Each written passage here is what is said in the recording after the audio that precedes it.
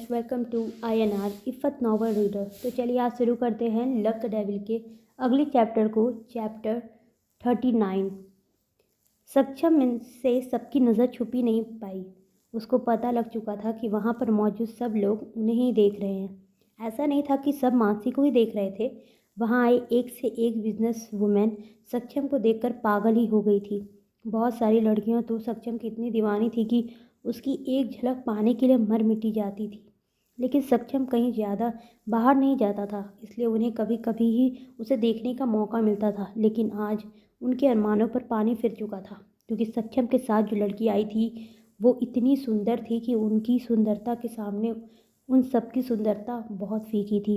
यार, ये लड़की हमने आज तक तो सक्षम के साथ नहीं देखी। ये तो क्या आज तक हमने किसी भी लड़की को सक्षम के साथ नहीं देखा। आखिर ये है कौन? मुझे भी नहीं पता। ये बिजनेस की दुनिया में से तो नहीं लगती, और ना ही ये कोई एक्ट्रेस है। पता नहीं सत्यम ने कैसी लड़की को पसंद किया है अपने लिए, जिसको कोई जानता ही नहीं। ऐसा भी हो सकता है कि ये लड़की उसकी बस दोस्त हो और कोई नहीं, या फिर उसकी कजन भी हो सकती है। लेकिन जो भी है, ये लड़की सुंदर काफ़ी है। ये दोनों एक दूसरे के लिए मेड फॉर ईच अदर लग रहे। तुम चुप रहो, वो सिर्फ मेरा है। मैं ऐसे ही उसे किसी और का नहीं होने दूंगी। इस तरह की बातें वहाँ खड़ी लड़कियों में होने लगी थी। लड़कियों में नहीं बल्कि लड़कों में भी ऐसी बातें हो रही थी। जितने भी बिजनेसमैन वहाँ पर आए थे वो भी आपस में बातें कर रहे थे। अरे, आज मेरी आंखों को कोई धोखा तो नहीं हो गया? सक्षम ओबरॉय अपने साथ एक लड़की को लेकर आया है। This is impossible. लेकिन ये लड़की इतनी खूबसूरत है कि मन करता है इसको अपना बना लूँ। ये सक्षम ओबरॉय की लेडी है। तुम इसके बारे में सोचना ही मत। अगर उसे तुम्हारी सोच भी पता चल गई तो वो तुम्हारी बॉडी के चिथड़े उड़ा देगा। अरे, ऐसी कैसी चिथड़े उड़ा देगा? मैं कोई आम इंसान थोड़ी हूँ। मुझे मरना इतना भी आसान नहीं। लेकिन आज जो भी हो जाए, मैं इस लड़की के साथ तो डांस करके ही रहूँगा। तुम सब देख लेना।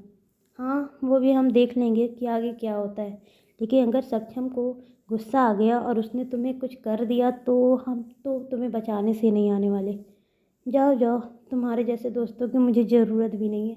ये कहकर वो आदमी वहाँ से निकल गया। सक्षम और मानसी के पास आ गया। मानसी वहाँ इतनी सारे बड़े बड़े लोगों को देखकर काफ़ी नर्वस हो गई थी।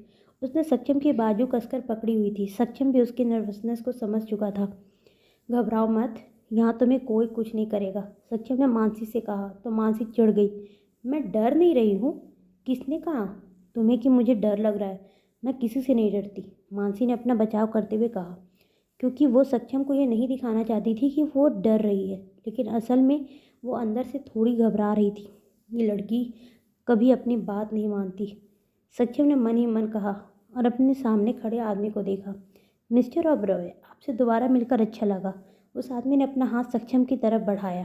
सक्षम ने पहले उसके हाथ को देखा और फिर उसके बाद उससे हाथ मिलाकर अपनी गर्दन हिला दी। उसने कुछ कहा नहीं। वो आदमी भी भली भांति सक्षम के इस व्यवहार के बारे में जानता था। सक्षम पूरी मुंबई में अपनी रूडनेस और क्रूरता के लिए काफ़ी प्रसिद्ध था।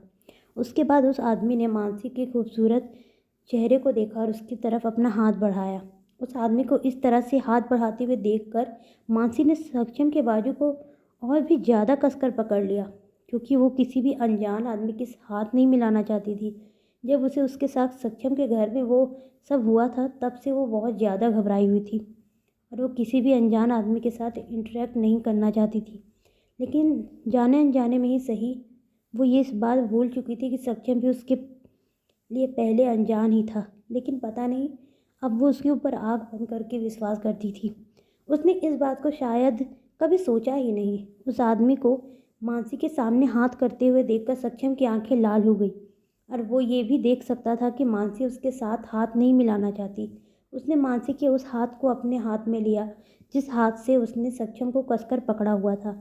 उसके बाद उसने अपनी आंखों के सामने खड़े आदमी से कहा, my lady is not interested in shaking hand with you.